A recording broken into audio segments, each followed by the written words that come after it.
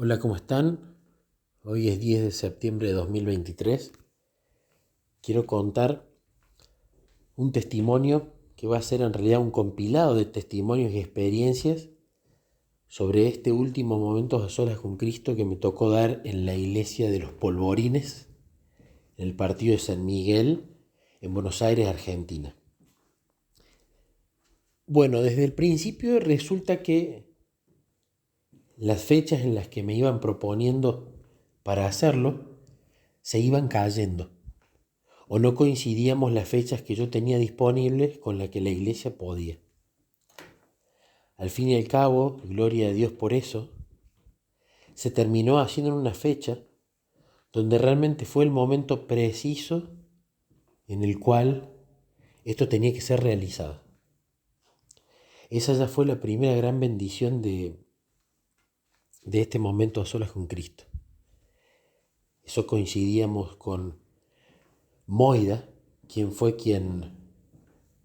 usada por el Señor para yo poder ir allá y ella organizar la situación en la iglesia. Otro primer punto importante es que yo me había equivocado en las semanas que tenía libres, y justo esa semana que yo tenía que ir, no solamente me tocaba estar con mi hijo Niquito, con quien disfruto muchísimo de pasar tiempo juntos, y por eso lo trato de exprimir al máximo, tanto espiritualmente como en recreación, como en el estudio, como en el tiempo juntos de un padre y un hijo ganando intimidad, sino que además coincidía con una semana que en el colegio de Nicolás es muy importante, porque ellos 3 semanas al año tienen exámenes, y si se sacan malas notas en estos exámenes, el promedio baja y se peligra que la materia pueda ser llevada a rendir a diciembre o a marzo. Entonces son semanas en las cuales me gusta estar para ayudarlo, para tomarle la lección, para hacerle evaluaciones y que él practique, y entonces él hace su parte de disciplinarse en el tiempo, en el estudio, y yo hago mi parte, la que puedo ir haciendo para hacer simulacros de examen y ayudar a que en los exámenes a él le vaya muy bien. Como yo hice mal los cálculos, terminé aceptando una semana en la cual yo no debería haber aceptado, en principio. Entonces comenzó la preocupación, y Niquito podía quedarse con mis padres, porque mis padres, al estar jubilados, podían llevarlo y buscarlo del colegio que queda cerca de su casa. No en el caso así de mi esposa, que ella trabaja muchas horas al día y eso iba a complicarse. Entonces, Nico se termina quedando con mis padres, pero le pedí a Jesús que le diera mucha sabiduría a él y que él se ocupara de ser su maestro, para que a Nico le fuera bárbaro en estos trimestrales, ya que yo no podía estar para hacer ese trabajo. El Señor cumplió, le fue muy bien en los exámenes trimestrales, y eso también fue algo que me puso muy contento por él, por mí y por la oración respondida. Por otro lado, otra de las cosas que pasaron fue que estuve hablando mucho durante el periodo en el aeropuerto con Jesús acerca del clamor. Yo sé que en mi vida espiritual me falta tener mayor facilidad para hacer vigilias largas en las cuales clame mucho tiempo. Siempre la vigilia fue como mi punto más débil. La oración siempre se me hizo muy natural y fácil, la meditación bíblica de la misma manera. Quizás porque yo antes de conocer a Jesús yo ya hablaba conmigo mismo de una manera natural y muy sincera. Y cuando Jesús puso esa psicóloga, desde que yo hice la oración hasta que lo conocí a él, con la psicóloga justamente volví a ejercitar eso, el ser 100% sincero y sacar todo lo que había adentro. Entonces por eso el hecho de hablar con él, día y noche, en todo momento, en todo lugar, fue algo que me fue habitual. La meditación bíblica, yo ya desde antes de ser cristiano ya reflexionaba los textos, pensaba, me hacía preguntas, buscaba lecciones en las cosas que me pasaban en la vida. Ya era naturalmente una persona meditativa en ese sentido. Entonces, cuando tuve que meditar la Biblia y aprender nuevas formas de hacerlo, simplemente fue adaptar lo viejo, ajustar algunas tuercas y practicarlo. Por eso la meditación bíblica también me ha sido más fácil y natural desde el principio. Pero las vigilias siempre me costaron mucho. A lo largo del tiempo, Jesús me fue enseñando a que no solamente era necesario clamar en la madrugada, a pesar de que es importante, sino que uno puede clamar en cualquier momento, clamar en silencio, clamar cuando le sucede algo en un momento en particular. Recuerdo que hay una oración de Elena, un párrafo de Elena, donde dice que Enoc caminaba con Dios no en éxtasis o en visión, sino que él, cuando aparecían perplejidades en su vida, él ahí clamaba por ayuda, ¿no? Era un clamor más en tiempo real, que era justamente lo que Jesús me fue llevando a practicar. Pero, de todas maneras, justamente, el clamor en las vigilias personales es algo que me sigue costando. Y cuando estaba subiendo al avión, iba charlando con Jesús sobre esto, sobre que me ayude a clamar, que me ayude a que esa oración ferviente, como le dice Elena de White, sea más recurrente. Y estábamos subiendo en el avión.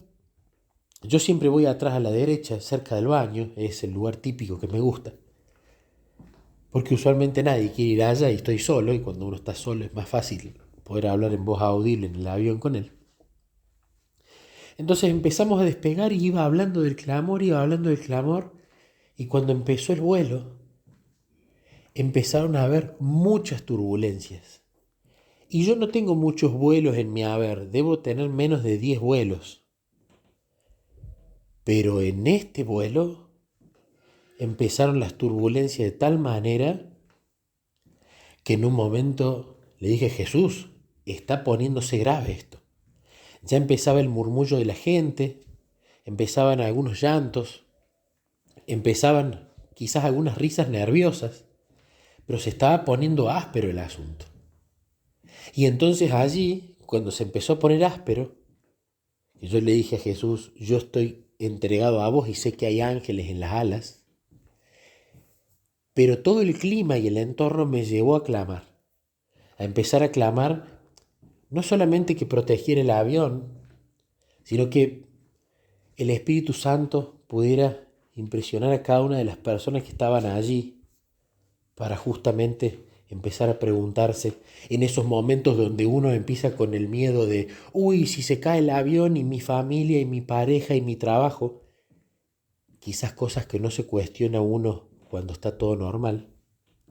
Esperaba que el Espíritu pudiera tocar esos corazones y que esas preguntas en algún momento futuro esta gente se las hiciese.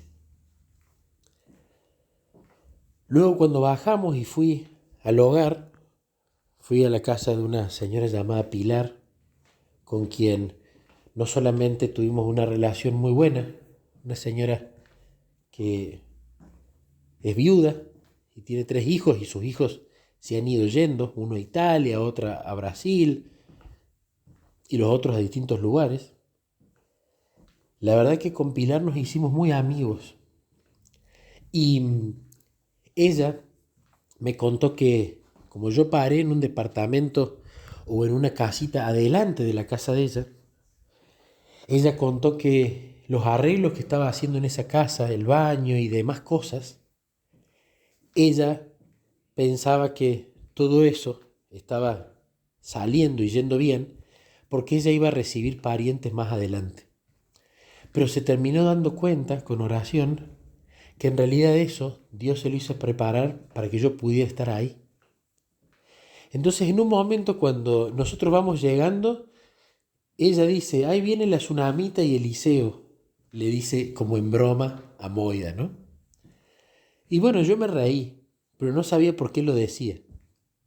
Entonces ella, viuda, después cuando empezamos a conversar y naturalmente a entrar más en confianza, me contó ese testimonio, que ella se terminó dando cuenta que Dios le estaba haciendo preparar ese lugar más adelante de su casa a ella, para que viniera el orador o la oradora de Momentos a Solas con Cristo para la iglesia.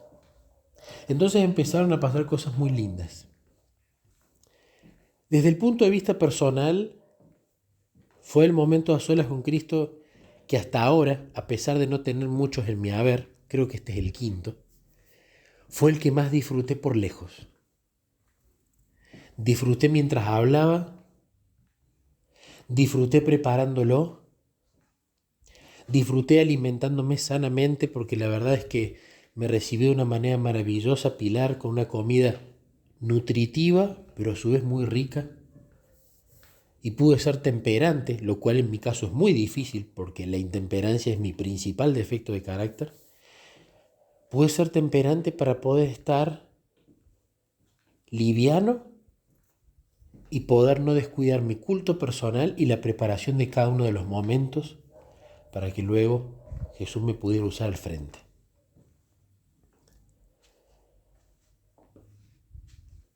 Cuando termina el quinto momento y el sexto, que es el momento de los testimonios, nunca había escuchado, tanto en un momento a solas con Cristo, en el que fui orador, como en el que participé como aprendiz, tantos testimonios.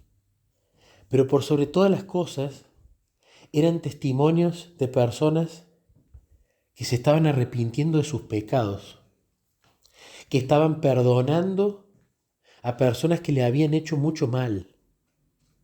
Y sobre todas las cosas, que con esta analogía o figura creo que está muy bien graficado, había mucha gente que tenía cofres de recuerdos dolorosos de cosas que hacía años, objetos que hacía años en su mente no traía de nuevo a su pensamiento.